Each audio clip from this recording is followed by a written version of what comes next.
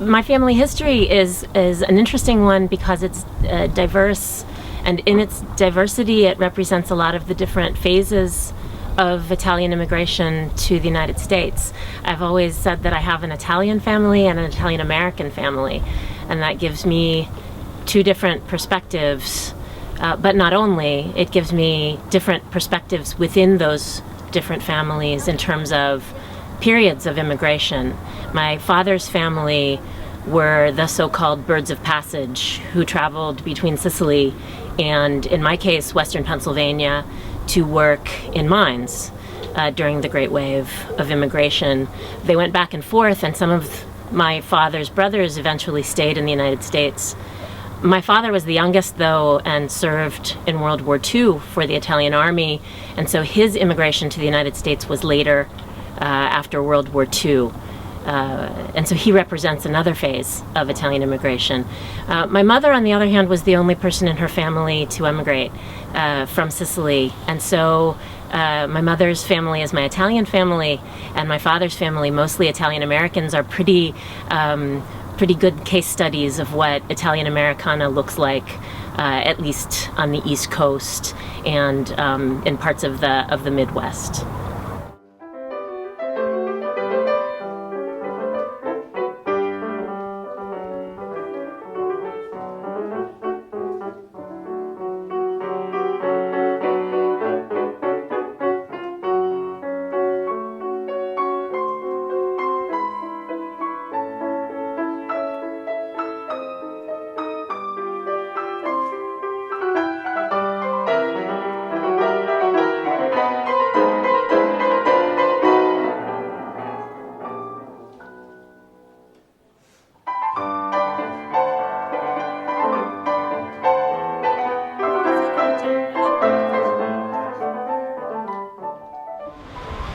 My family started raising their family in Pittsburgh, Pennsylvania in the late 50s, at a time when assimilation was the prime goal. And so my parents, even though they spoke their Sicilian dialect to each other at home, very explicitly didn't want me or my brother to speak the dialect with them. So we were raised understanding the dialect but not speaking it. This made it a kind of secret language that I didn't have access to, and really inspired me to learn Italian as soon as I could, as soon as I got to a university that taught it. And it was at that moment that I realized that I had a whole heritage of both Italian and Italian American culture to learn about. Even though I had visited Italy a lot with my family as a child growing up, every third summer we spent in Sicily. Again, I would hear the dialect, I would hear standard, but it was a language that I didn't have access to in full, and so all of that kind of fueled the fire for learning Italian and learning about the culture.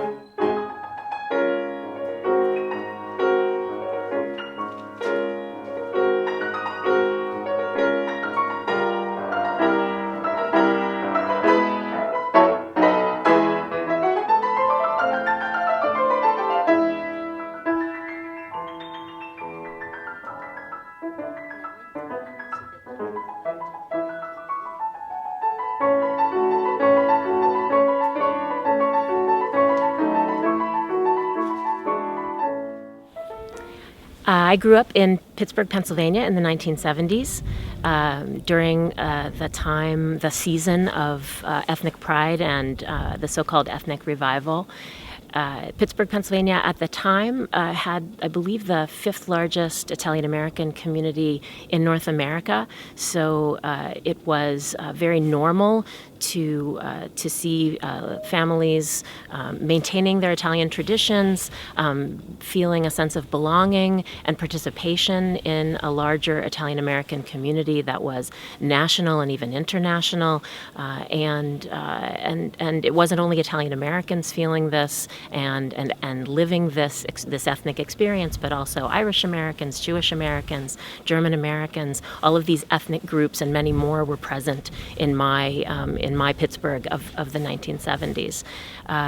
While it was very normal to have an Italian last name and to practice these traditions and foodways, have big extended family dinners on Sundays, it was less normal to have parents with an Italian accent or who practiced less stereotypical Italian foodways as mine did. And so I lived this experience a little bit both as an insider and as an outsider because of this dual identity that I had, Italian and Italian American.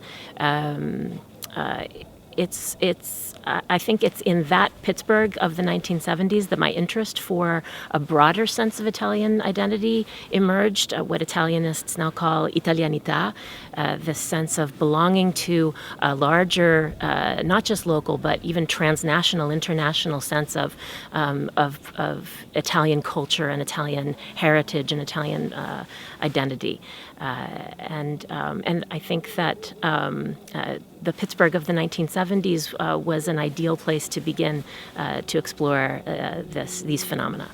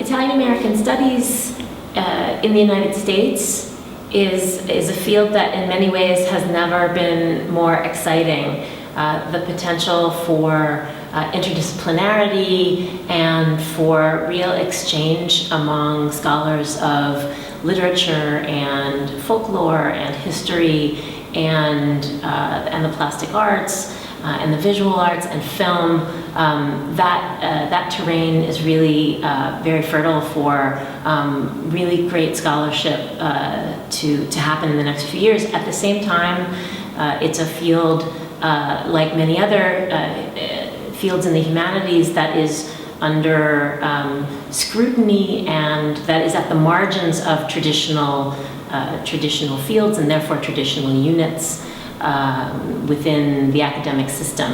And that makes the future of the field somehow, in many ways, more vulnerable than other more established fields. What's exciting about CLIA is the opportunity for American scholars of the field to come here and be in exchange and be in dialogue with students in this course and with the terrain that generated the phenomenon.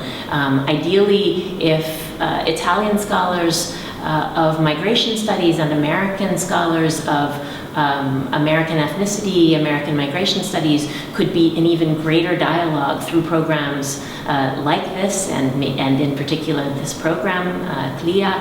I think that would be really exciting for many fields to be in dialogue with each other.